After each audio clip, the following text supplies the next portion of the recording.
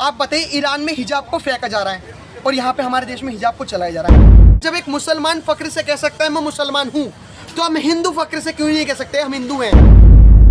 Secularism का कीड़ा जो करवाते हैं ना, ये नेता और पीएफआई करवाते हैं। भारत तेरे टुकड़े होंगे इंशाल्लाह इंशाल्लाह। बेटा तू मार के आ, तेरे पीछे हम खड़े हैं। तू अच्छा हो चाहे बुरा हो, तू बस मार के आ। 40,000 रुपए के हिसाब से ऐसे 800 करोड़ रुपए हो गए पर मंथ के, और साल के लगा लो। ये जो हिंदुत्व मूवी आ रही है, इसमें आप लोग बढ़ चढ़ के हिस्सा ले रहे हैं। क्या कोई कल अगर इस तरह की कोई मान लीजिए एंटी हिंदुत्व वाली मूवी आता है, तो उसको भी इस तरह से देखा जाएगा कि आप लोग बढ़ चढ़ के हिस्सा लेंगे? देखिए सर, हिंदुत्व इतनी तगड़ी मूवी है ना, मैं आपको अब भी बताना चाहता हूँ कि संविधान में हमारे राइट्स है, फंडामेंटल राइट्स, कि भाई तुम अपने धर्म का प्रचार कर सकते हो। और हिंदुत्व मूवी में किसी मजहब को बुरा नहीं दिखाया गया, बल्कि हमारे हिंदुत्व का प्रचार किया गया है। तो मैं तो उस मूवी को देखने जाऊँगा और 5.0 रेटिंग या समझ लो फुल टू फुल रेटिंग में दूंगा, क्योंकि मैं चाहता हूं कि जो डायरेक्टर हैं, जो प्रोड्यूसर हैं, वो ऐसी फिल्मों पे पैसे इन्वेस्ट करें। देखो, मैं स्टूडेंट हूं और मेरी कोचिंग में जहां तक मैं देखता हूं कि जो बच्चे नहीं पढ़ते ना, वो लोग मूवी देख के अपना इतिहास समझते हैं। जैसे आपने कश्मीर फाइल देखी, जैसे आपने सम्राट पृथ्वीराज चौहान देखी, बहुत सारी मूवीज आती हैं। तो हिंदुत्व बहुत तगड़ी मूवी है। हिंदुत्व में ये बताया गया, जब एक मुसलमान फक्र से कह सकता है मैं मुसलमान हूँ, तो हम हिंदू फक्र से क्यों नहीं कह सकते हम हिंदू हैं। लेकिन हम क्या कर रहे हैं, दलित समाज, त्यागी समाज, ब्राह्मण समाज, क्षत्रिय समाज, यही तो कर रहे हैं, बांट दिया हिंदू।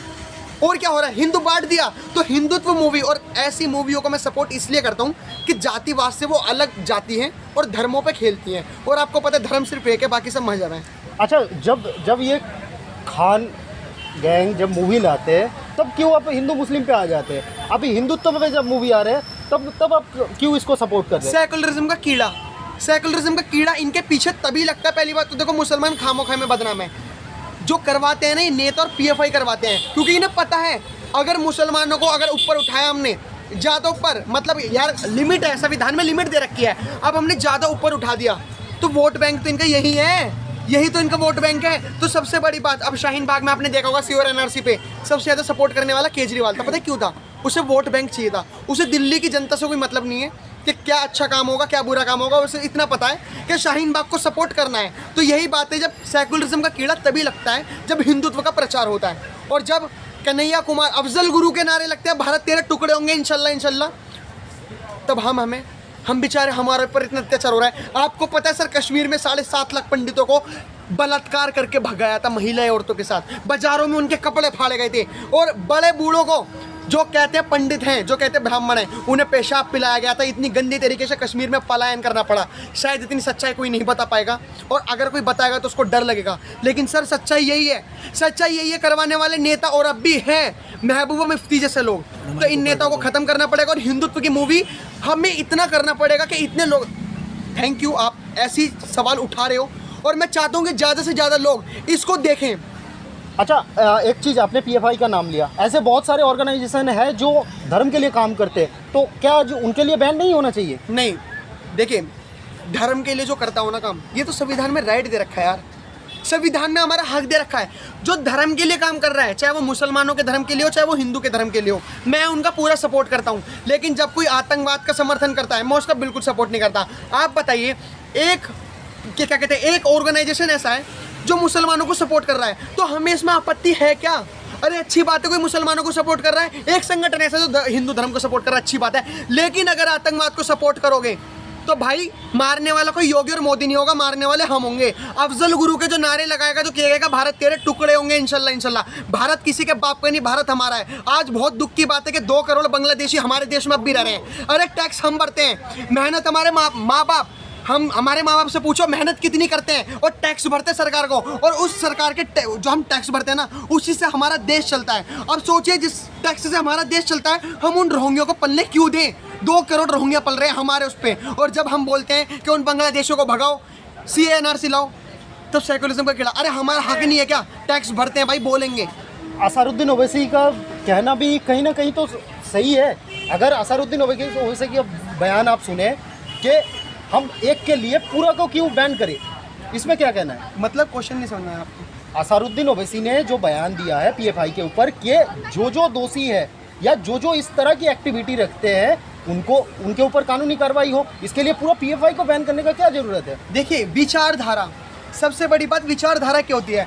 अगर हमारे माँ बाप हमें सिखाएंगे कि बेटा पैर छुओ, सबसे आदर्शों के साथ, मतलब सबसे अच्छे डिसिप्लिन में उनको नमस्ते करो, उनके पैर छुओ, ये होते हैं संस्कार। एक विचारधारा, और एक विचारधारा ऐसी होती है कि बेटा तू मार के आ, तेरे पीछे हम खड़े हैं, तू अच्छा हो चाहे बुरा हो, तू बस मार के आ। समझ रहे हो, ये विचारधारा। तो हमें विचारधाराओं को मारना है। अगर वो 106 आतंकवादी, अब तो 200 आतंकवादी पकड़े गए थे, 200 आतंकवादी पीएफआई के पकड़े गए थे, हमें विचारधारा को मारना है। अगर पीएफआई पे 5 साल के लिए बैन लगा है, तो मेरे हिसाब से जो लोग खुश हो रहे हैं ना कि वाह मोटा भाई 5 साल के लिए बैन कर दिया, खुश होने की कोई ज़रूरत नहीं है। क्योंकि अभी भी ना 50 लाख, ये मैं डेटा बता रहा हूँ एनआईए, नेशनल इन्वेस्टिगेशन एजेंसी का, कि 50 लाख पीएफआई से लोग जुड़े हुए हैं, जिसमें कि 2 लाख लोगों का अब भी बैंक में सेविंग अकाउंट है, जो बाहर विदेशों से 40-40 हज़ार रुपये पर बंदे के सेविंग अकाउंट में जाते हैं। 40 हज़ार रुपये के हिसाब से ऐसे 800 करोड़ रुपए हो गए पर मंथ के, और साल के लगा लो अब, और 2006 में पीएफआई बना था, तो अब तक के लगा लो। आप बताइए, सिमी जब बैन हुआ था, भारत सरकार ने जब सिमी बैन करा था, वहाँ के जो आतंकवादी थे, देखो मुद्दा क्या होता है, सब चीज़ संगठन के ऊपर डिपेंड करती है। अगर कोई एक अच्छा मुस्लिम है, और अच्छा मुस्लिम है, अगर वो चाहता है हमारे देश के लिए कुछ करना, और ये संगठन पकड़ते हैं, और संगठन पकड़ने के बाद उन अच्छे मुस्लिमों का ब्रेन वॉश करते हैं। तो हमें सच बात यह है कि हमें पीएफआई जैसे संगठनों से लड़ना है, हमें इन नेताओं से लड़ना है जो एकता की बात नहीं करते। आप बताइए, पत्थरबाजी करके क्या देश चलता है? इनको ये बताया जाता है कि बेटा पत्थर इतनी ग्रेविटी से फेंको, न्यूटन के सारे लोग लगा देंगे, पत्थर कैसे फेंके जाते हैं। तो अब भी कह रहा हूँ, गलत कोई हिंदू नहीं होता, गलत कोई मुसलमान नहीं होता, गलत ये साले नेता होते हैं, और ये जितने के जितने नेता हैं ये सब गलत होते हैं। हिंदू मुस्लिम ये करवाते हैं। अब देखिए, आप कर्नाटक में हिजाब का मुद्दा चला था, लोग तो बीजेपी को भी बदनाम करते हैं, कांग्रेस को भी बदनाम करते हैं। मैं तो एक बात सिंपल सी पूछना चाहूँगा कि कर्नाटक में जब हिजाब का मुद्दा चला था, तो उसमें कौन से मोदी सरकार थी और कौन सी कांग्रेस सरकार थी? कोई सरकार नहीं थी, पीएफआई था। वो एसएफआई की लड़की थी। आप खुद सोचिए, एसएफआई की लड़की अल्लाह अकबर के नारे लगा रही थी। आप बताइए, ईरान में हिजाब को फेंका जा रहा है, और यहाँ पे हमारे देश में हिजाब को चलाया जा रहा है। ये अच्छा है? एक पर्दे में ही लड़कियाँ कैद होके क्यों रहें?